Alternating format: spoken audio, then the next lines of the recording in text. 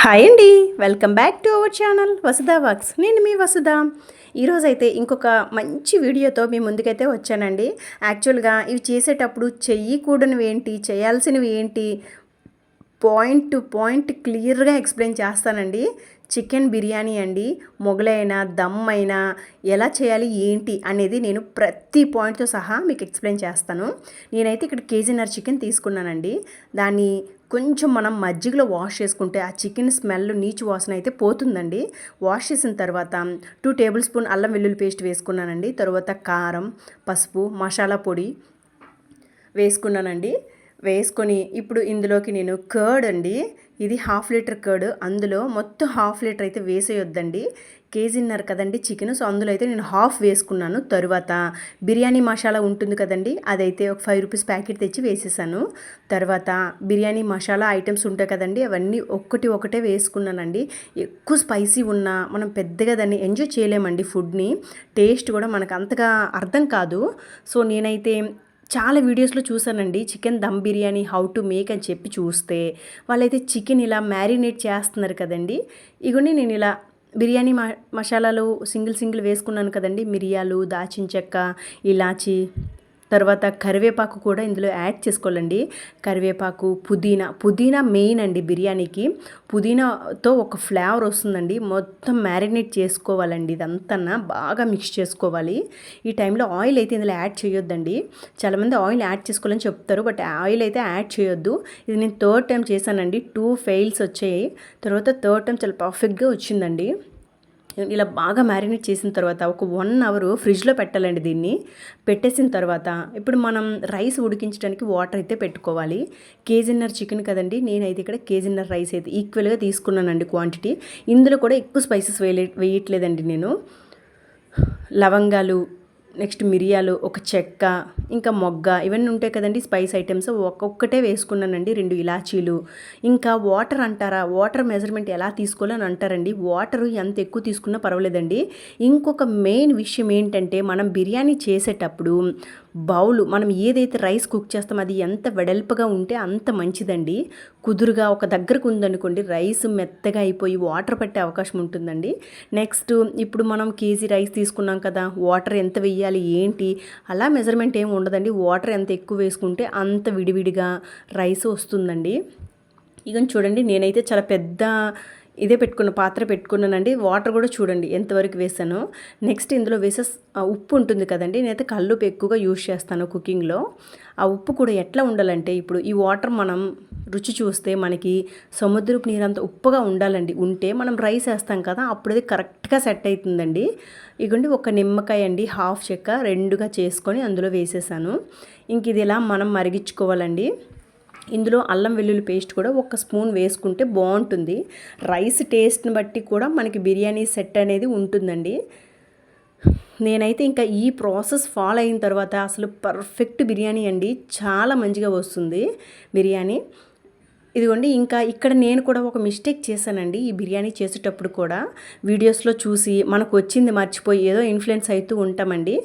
So ఇదిగోండి, ఈ water మనం మరిగేలోగే మనకి రైస్, నేను కేజీన్నర చికెన్కి కేజీన్నర రైస్ తీసుకున్నాను కదా, అవి కూడా కొంచెం నానబెట్టుకున్నానండి. ఈ వాటర్ హీట్ అయినంత వరకు, అంతే, ఎక్కువ టైం అయితే నానబెట్టొద్దు, ముద్ద అయిపోతుందండి రైస్. యాక్చువల్గా 2 అవర్స్ 3 అవర్స్ నానబెట్టాలంటారు, బట్ అంత అయితే నానబెట్టొద్దండి రైస్ని. ఇగోండి ఇలా నానబెట్టిన తర్వాత వాష్ చేసుకొని ఇందులో యాడ్ చేసుకుంటున్నానండి. వాటర్ మరిగిన తర్వాత మాత్రమే మనం రైస్ వేసుకోవాలండి.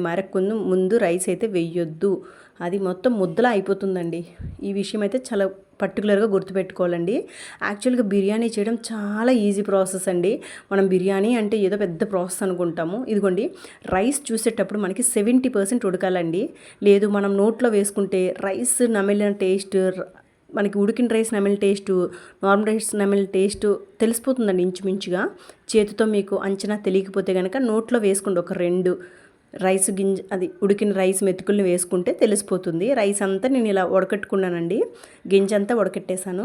తర్వాత అదే ప్యాన్లో నేను ఇగోండి మసాలా ఐటమ్స్ ఉంటాయి కదా, అవి కూడా చూస్తున్నారు కదండి, చాలా కొంచెం అండి, ఒక్కొక్కటే వేస్తున్నాను. మరాఠీ మొగ్గ, పువ్వు, ఇవన్నీ ఒక్కొక్కటే, చెక్క ఒకటి వేసిన తర్వాత ఇగోండి, మనం మ్యారినేట్ చేసుకొని ఫ్రిడ్జ్లో ఒక 1 అవర్ పెట్టుకున్నాం కదండి చికెను, దాన్ని తీసుకొచ్చేసి ఇందులో వేసుకోవాలండి.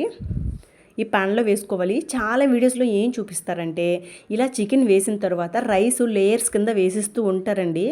యాక్చువల్గా అదైతే పెద్దగా అంటే మనకి బయట చికెన్ బిర్యానీ తెచ్చుకొని దమ్ బిర్యానీ తెచ్చుకొని తింటాం కదండి, ఆ టేస్ట్ ఇంట్లో రాదండి. పీసెస్ అన్నీ చాలా వైట్గా దినిగా వచ్చేస్తుంటాయి. అండ్ రైస్ ఉడికేటప్పుడు ఇది ఉడుకుతుంది అనేది అది పెద్దగా అయితే వర్కౌట్ అవ్వలేదండి. నేను ఒక 2 టైమ్స్ అయితే చేశాను, అట్లా మంచిగా రాలేదు. పీస్ అయితే ఉడకకుండా అక్కడక్కడ చిన్న చిన్నగా అనిపించిందండి. సో ఇప్పుడు నేను ఏం చేశానంటే ఇగోండి ఈ టైంలో నేను మూత పెట్టేసి దీన్ని వేయించుకున్నానండి. ఇప్పుడు ఈ చికెన్లో నుంచి చాలా వాటర్ వస్తుందండి బయటికి. నేను అందుకే రైస్ని 70% ఉడికించేసానండి. 50% ఉడికించమని చెప్తారు. 60% 70% మధ్యలో ఉడికించుకుంటే సరిపోతుంది. చూడండి వాటర్ ఎంత వచ్చిందో. ఈ టైంలో మనకు తెలిసిపోతుందండి. మీకు ఇఫ్ ఇన్ కేస్ గ్రేవీలా కావాలి రైస్లో కలుపుకోవడానికంటే ఈ టైంలో తీసుకోవచ్చండి, ఎక్కువ తీయొద్దు. ఇవ్వండి ఇప్పుడు చికెన్ మెత్తగా ఉడికిపోయిందండి, వాటర్ కూడా కొంచెం దగ్గర పడింది. ఇప్పుడు మనకి ఈ టైంలో నేను ఏం చేశానంటే ఇక్కడ నేను చేసిన మిస్టేక్ ఏంటంటే చాలా వీడియోస్లో ఆనియన్ రోస్ట్ చేసేసి లేయర్ కింద వేస్తారండి. యాక్చువల్గా ఆనియన్స్ రోస్ట్ చేసి అయితే అస్సలు వేయొద్దండి.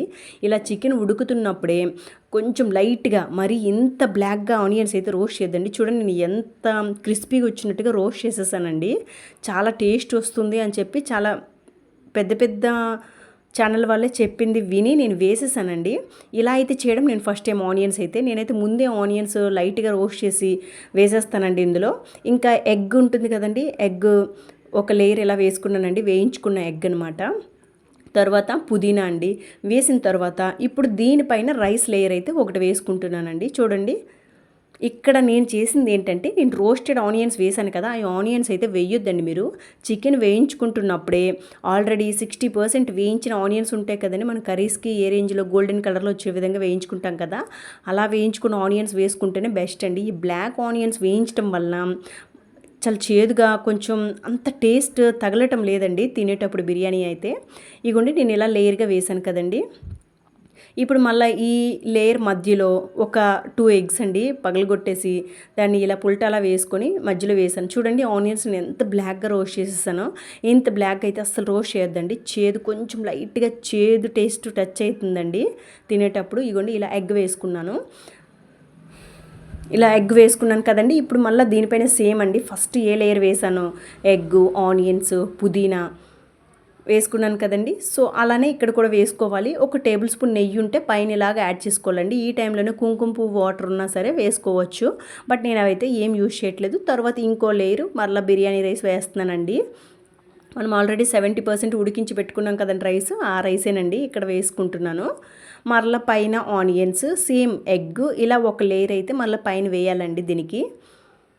ఇక చూడండి రైస్ ఎంత విడివిడిగా పూసల్లాగా అసలు ఒక రైస్కి ఇంకొక రైస్ అసలు టచ్ అవ్వకుండా విడివిడిగా వచ్చిందండి.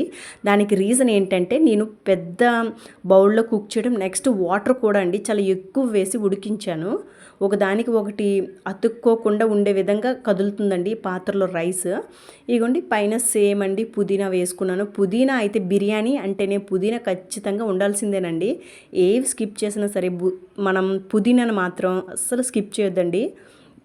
అదే మనకు ఆ బిర్యానీ యొక్క గరం ఉంటుంది కదండి, అది తెచ్చిపెడుతుంది. ఇగోండి ఇక్కడ అల్లా చేసిన మిస్టేక్ అంతా ఒకటేనండి, ఆనియన్స్ ఇంత బ్లాక్గా క్రిస్పీగా రోస్ట్ చేసి వేయడం అండి. కొంతమందికి నచ్చుతుంది, తెలంగాణ సైడ్ వీళ్ళైతే ఇలానే వేస్తారండి, కొంతమంది నచ్చుతుంది, బట్ నాకైతే నచ్చలేదండి. సో మీకు నచ్చుతుందంటే ఇలా వేసుకోవచ్చు, మీ చాయిసేనండి. ఇగోండి ఇప్పుడు ఏం చేయాలంటే మూత పెట్టేసి మనం సిమ్లో మాత్రమే దీన్ని ఉంచాలండి. బాగా సిమ్లో పెట్టేసేయాలి. అండ్ చూడండి అక్కడక్కడ రెడ్ కలరు రైస్ అక్కడక్కడ మనకి కనిపిస్తుంటుంది కదండి. నేను ఏం చేశానంటే కలర్ వేయకుండా బీట్రూట్ వాటరు పల్చగా పైన చిలకరించేసానండి. అది రెడ్ కలర్లా వచ్చేసింది.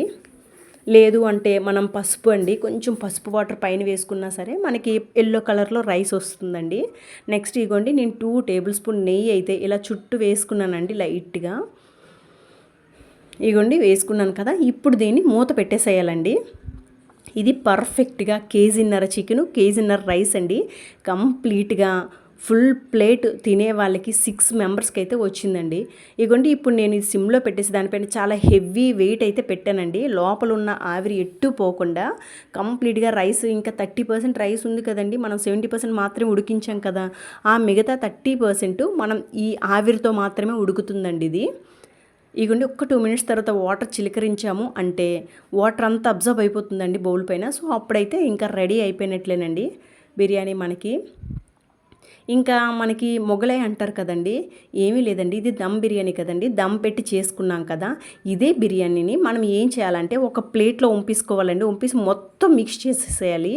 మిక్స్ చేసేసి ఇంకొక ప్యాను స్టవ్ పైన పెట్టి ఒక అట్ల రేక్ అనుకోండి పెట్టి దానిపైన ఈ పాత్రను పెట్టాలండి. చిన్న చిన్న వాటర్ కంటెంట్ ఏదున్నా మొత్తం అబ్జర్వ్ అయిపోతుంది. అంతే అండి మొగలైకి ఈ దమ్ బిర్యానీకి తేడా. సో నేనైతే ఇంకొకసారి మీకు మొగలైలో చేసి చూపించండి అంటే వీడియో పెడతానండి. వీడియో ఇంతవరకు చూసినందుకు చాలా థ్యాంక్స్ అండి. వీడియో నచ్చితే లైక్ చేయడం మాత్రం మర్చిపోవద్దండి. మరెన్నో ఇలాంటి రెసిపీస్ కోసం, వీడియోస్ కోసం ఛానల్ని సబ్స్క్రైబ్ చేసుకోండి. ఇంకొక వీడియోతో ఇంకొక స్పెషల్ రెసిపీతో మళ్ళీ కలుద్దాం. Thanks for watching. Thank you.